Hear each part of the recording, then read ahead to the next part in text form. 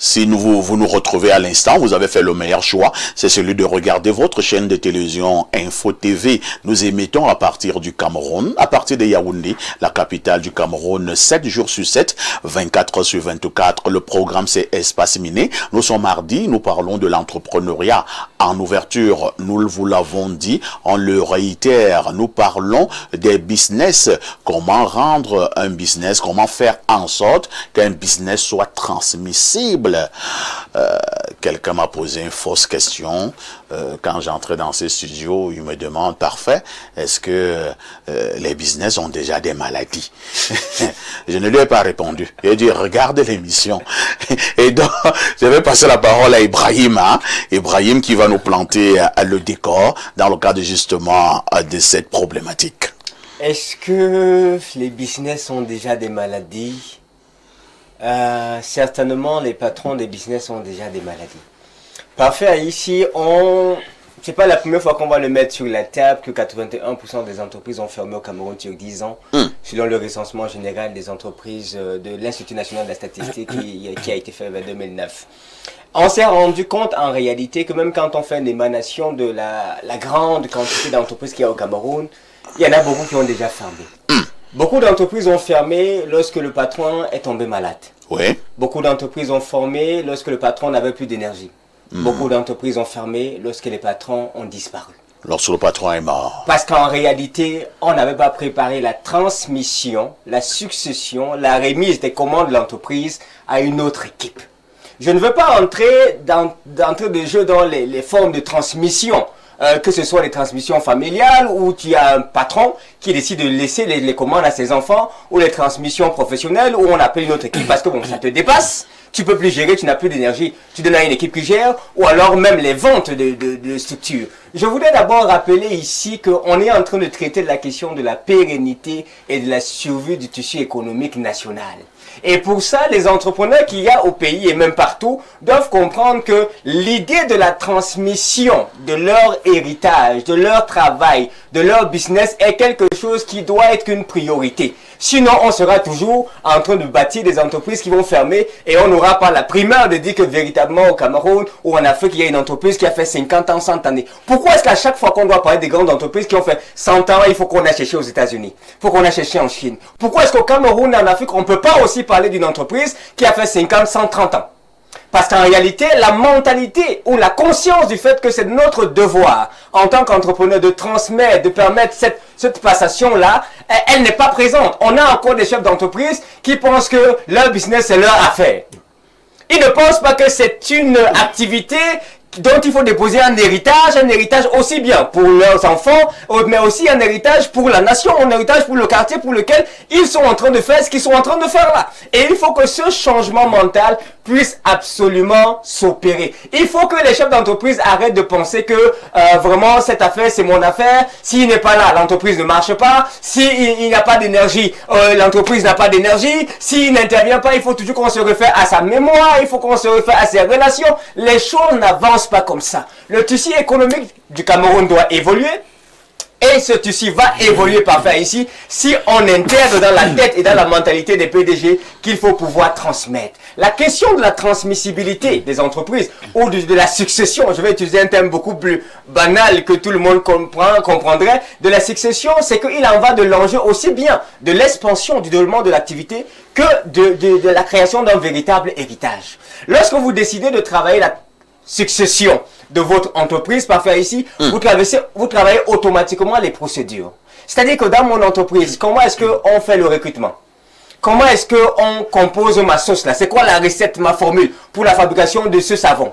Comment est-ce que nous on vend? Comment est-ce qu'on traite les clients? Est-ce qu'il y a un manuel de procédure où tout est décrit? De telle sorte que parfois ici, si ça arrive que vous soyez fatigué de faire de l'âge, ou malade, ou en voyage, que quelqu'un puisse savoir exactement ce qu'il y a à faire, connaître la procédure qu'on doit utiliser et puisse le faire. Qu'on ait le code. Qu'on ait le code, que ça puisse se poursuivre, pas mourir dans le temps. Il y a des entrepreneurs qui produisent des choses intéressantes, extraordinaires. Mais après qu'ils sont partis, plus rien. C'est terminé. Et c'est ça en réalité qu'on pose sur la table et c'est sur quoi on veut pouvoir travailler ce matin. Merci Ibrahim. Alors pour cet ami qui m'a donc demandé si les entreprises étaient déjà des maladies, je pense qu'il a déjà un début de réponse hein, avec l'explication de notre expert Ibrahim Maxime Julien. Je passe la parole à l'autre Ibrahim, mais lui Ibrahim Diagra. Alors, Ibrahim a dit tout à l'heure, Ibrahim Maxime a dit tout à l'heure qu'il fallait véritablement faire en sorte que lorsque vous avez mis sur pied une entreprise, lorsque vous ne serez plus là, lorsque vous serez peut-être en difficulté, qu'il y ait un relais.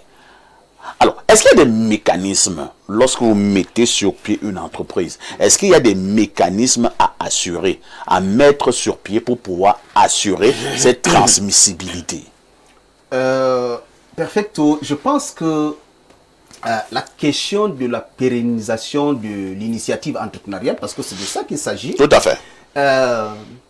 C'est une question très très complexe dans la mesure où plusieurs paramètres entrent en jeu pour véritablement passer et réfléchir à la pérennisation des entreprises. Je prends un exemple très simple. Nous sommes aujourd'hui, quand vous voyez hein, la majorité des entreprises au Cameroun qui ont été créées après les années 90 sont presque mortes. Pourquoi? Parce que... Y compris les entreprises d'État. Y compris les entreprises d'État, c'est justement la question en lien avec l'environnement socio-économique et politique qui existe. Parce qu'il ne faudrait pas qu'on perde de vue que quand on a une entreprise, ce n'est pas seulement de la responsabilité de l'entrepreneur de penser à la pérennisation de l'initiative, mais c'est aussi à la responsabilité de l'État. Quand vous voyez un peu comment ce qui se passe aux États-Unis avec Elon Musk reçoit des subventions de l'État, pas seulement pour permettre à l'entreprise de grandir, mais réfléchir aussi à la pérennisation de l'entreprise. Et cela passe comment?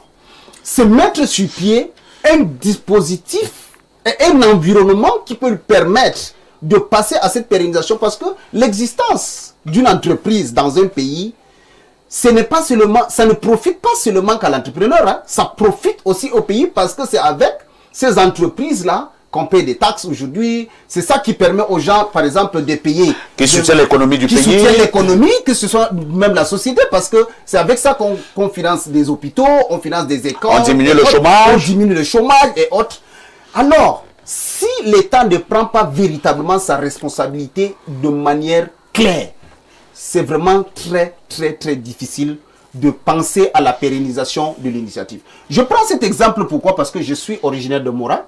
J'ai vu dans une localité frontalière et je fais chaque mois au moins 3 à 4 tours au Nigeria. La semaine passée, j'étais à Lagos parce qu'on développe, nous, en tout cas, fils de la frontière, on développe aussi beaucoup de business du côté du Nigeria.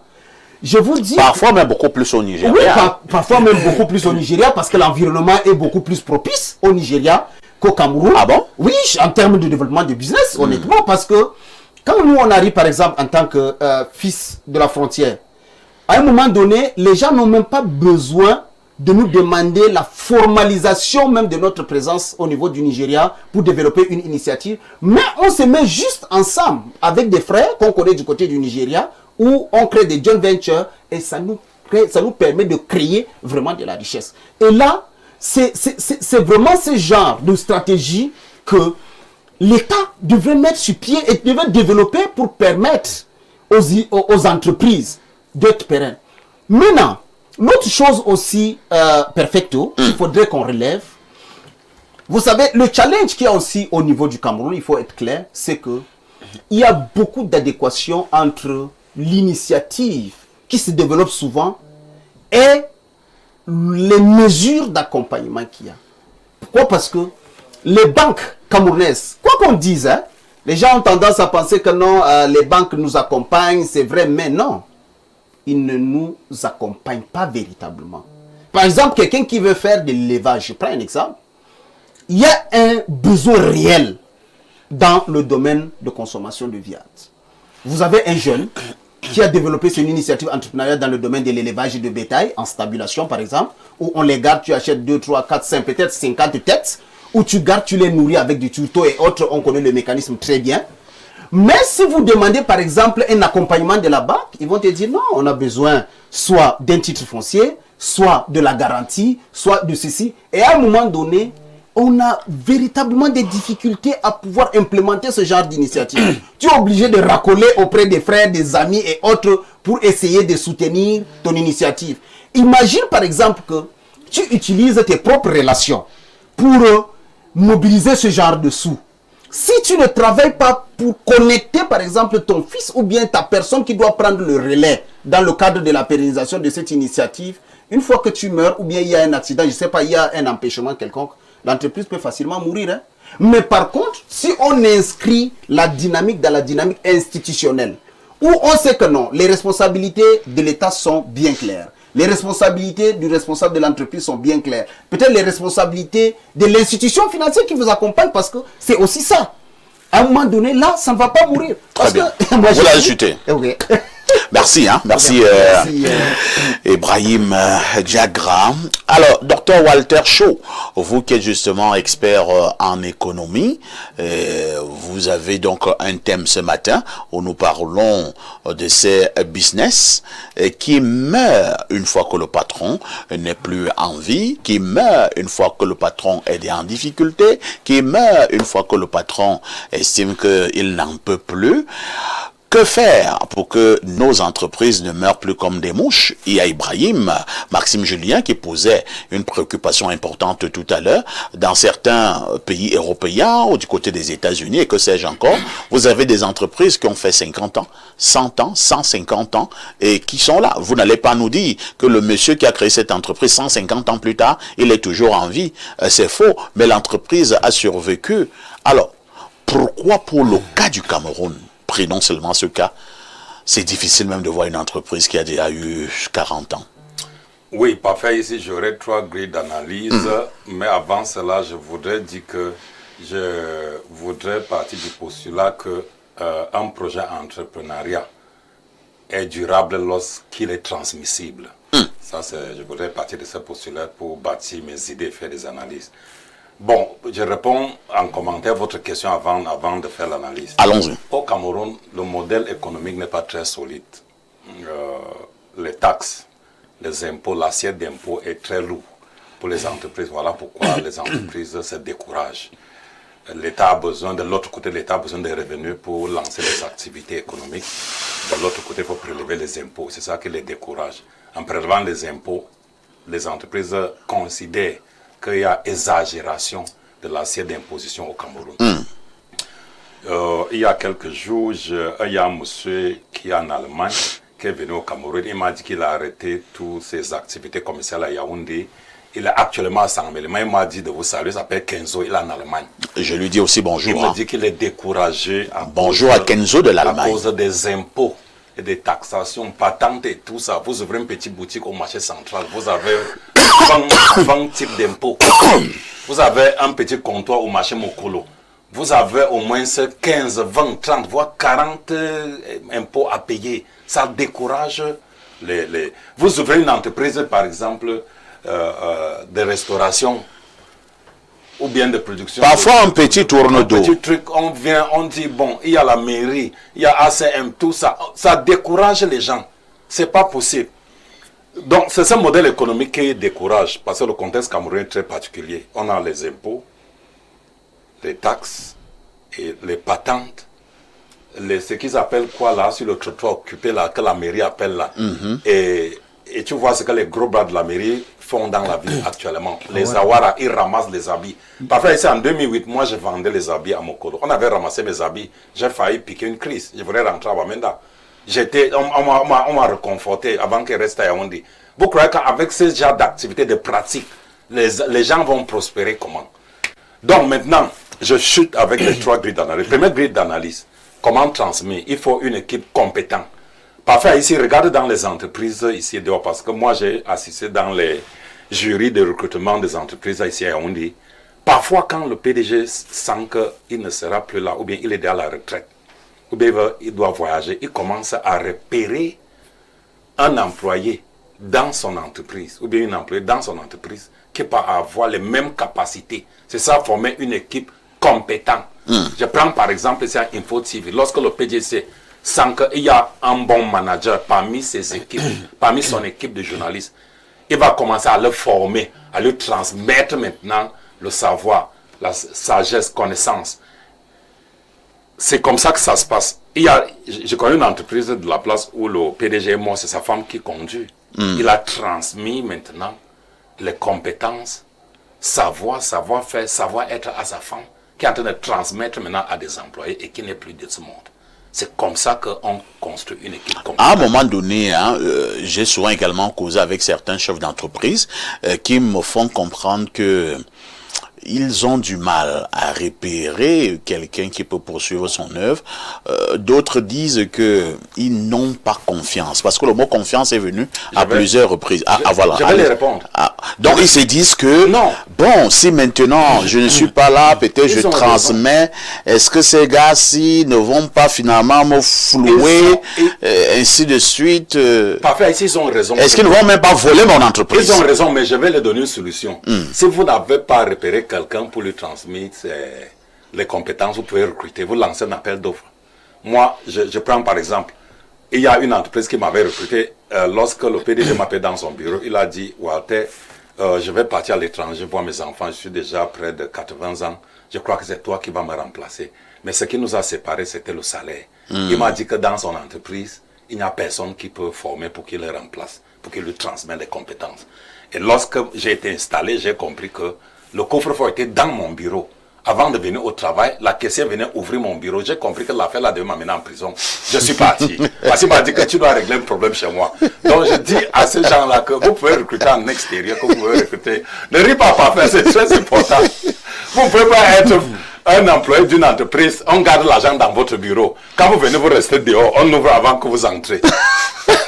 Tu sais qu'on a fait quoi là-bas? On lui dit que me forme pour venir le remplacer. Maintenant, dernière grille d'analyse, je finis par là, c'est la valorisation de l'entreprise. Comment valoriser l'entreprise? Vous avez créé un produit ou bien vous rendez un service. Il faut avoir la clientèle fidèle. C'est quoi une clientèle fidèle? C'est-à-dire, chez vous, c'est les clients qui discutent la marchandise. Allez un peu partout voir comment les gens s'alignent pour avoir telle ou telle chose. Je ne vais pas prendre des exemples pour faire la publicité gratuite. Vous voyez que dans certaines entreprises, c'est les clients qui discutent la marchandise. Vous devez créer cette connexion avec les clients en motivant les clients. À un moment, vous pouvez faire les rabais avec les achats des produits. Vous faites ce qu'on appelle les restones, c'est-à-dire quand vous achetez beaucoup, on diminue un peu le pourcentage des prix. Là, vous construisez un client fidèle. S'il s'agit de la télé, Info TV, les clients fidèles, c'est quoi? C'est des bonnes émissions, comme Espace Minier. Vous avez construit une clientèle fidèle qui s'accroche à donner la visibilité à Info TV. Donc, on devait s'accrocher sur votre émission pour construire, pour valoriser Info TV. Moi, je prends des exemples clairs. Très bien. Merci beaucoup. Merci, docteur Showalter. Alain Douk, est-ce qu'on ne devrait pas également nous dire, lorsque nous sommes en train d'énumérer les freins à la transmissibilité d'un business, avoir cet autre volet qui consiste à ce que nous créons des entreprises sans véritable base et ceux même qui sont à la tête de ces entreprises n'ont aucune formation, ils sont venus comme ça, de nulle part. Oui, cet aspect-là est envisagé lorsqu'on parle des critères de transmissibilité. Si vous n'avez pas les compétences en tant que manager ou promoteur d'une entreprise, c'est déjà une menace que vous faites planer en réalité sur l'affaire, sur l'entreprise en question. Ça veut dire qu'on n'aura même pas l'occasion peut-être de parler de la transmissibilité, puisque vous déjà vous pourriez tuer l'affaire de votre vivant. Vous êtes même un blocage. Un blocage à l'établissement, à l'envol, à la croissance du business. Donc maintenant, il y a quelque chose qu'il faut comprendre au niveau de la transmissibilité ici. Et dans les deux cas, parce qu'il y a deux perspectives. La transmissibilité, c'est-à-dire filiale, c'est-à-dire vous créez une unité de production de la richesse. Mais il ne faut pas que la richesse s'arrête avec vous. vous avez, parfait, tu as des enfants. Tout à fait. Il y a des générations futures. Il y a, puisque les unités de production, finalement, ne font pas que du bien à vous, à votre cercle restreint. Il y a l'unité de production dans l'économie nationale, hein, au niveau macroéconomique. Donc, l'État aussi a un gain à ce qu'il y ait pérennisation de cette activité qui produit de la plus-value et fait du bien à l'économie nationale. Donc, vu sous cet angle, l'entreprise doit être pérenne. On doit pouvoir la transmettre. Transmettre d'abord à vos héritiers directs, votre filiation. Alors, parfait. Contextualisons l'affaire. On a remarqué que plusieurs des entreprises camerounaises ont des problèmes dès que le promoteur est mort. Donc, ça veut dire qu'au niveau de la famille même déjà, il y a des crises. Des crises d'ordre juridique. Ouais. Hein? La transmission patrimoniale de la chose familiale. Presque toutes les grandes fortunes du Cameroun ont eu On ces ne comprend problèmes. pas comment ça se passe. Est-ce qu'ils font clairement des... C'est-à-dire, est-ce qu'ils encadrent vraiment juridiquement l'affaire comme il se doit?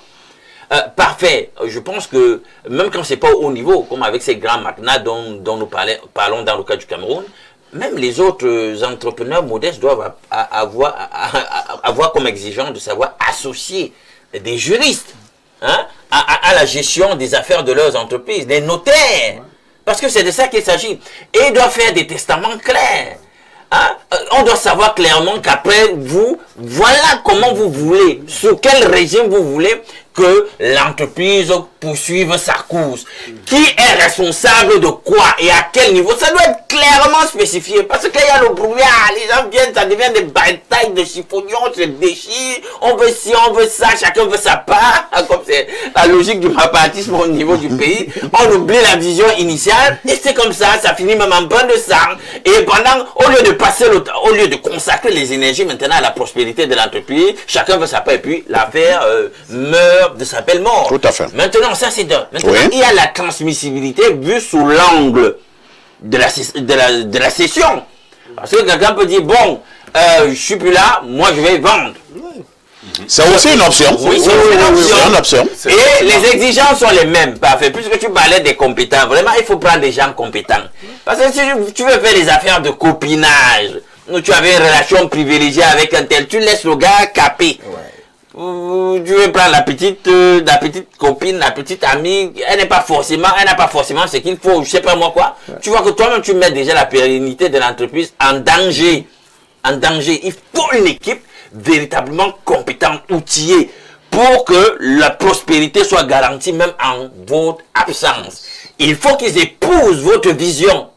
Parce que si votre vision était prospective, il faut que les gars épousent la vision en question pour continuer à projeter et maintenir l'entreprise sur la trajectoire qui était la vôtre. Oui, parce que parfois aussi des changements de vision inopinés peuvent venir mettre à mal tout. Très bien. Voilà. Et quelqu'un a dit ici, véritablement, il faut vraiment, parfait, il faut qu'on soit sérieux, il faut être exigeant sur les canons de la gestion comptable et financière, la gouvernance financière des entreprises. Ne donnez pas les cadeaux empoisonnés aux gens.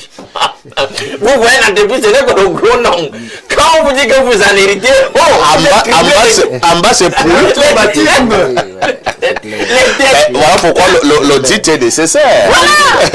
Alors, repartons Nico de notre messagerie. Bonjour le panel. Le climat des affaires n'est pas favorable au Cameroun. L'État est le premier tueur des entreprises par une taxation exagérée avec zéro mécanisme d'accompagnement et un mauvais cadre institutionnel. Pour formaliser une entreprise durable au Cameroun, il faut restaurer la confiance entre les différents acteurs et créer un cadre juridique plus attrayant. On a l'impression que l'État se sert des entreprises comme des vaches à traire qu'on ne nourrit pas. C'est Bertrand à Tangana qui envoie cette contribution. Un autre message ce mardi matin. Bonjour le Seigneur de la modération et au panel. J'ai une à adresser aux chercheurs.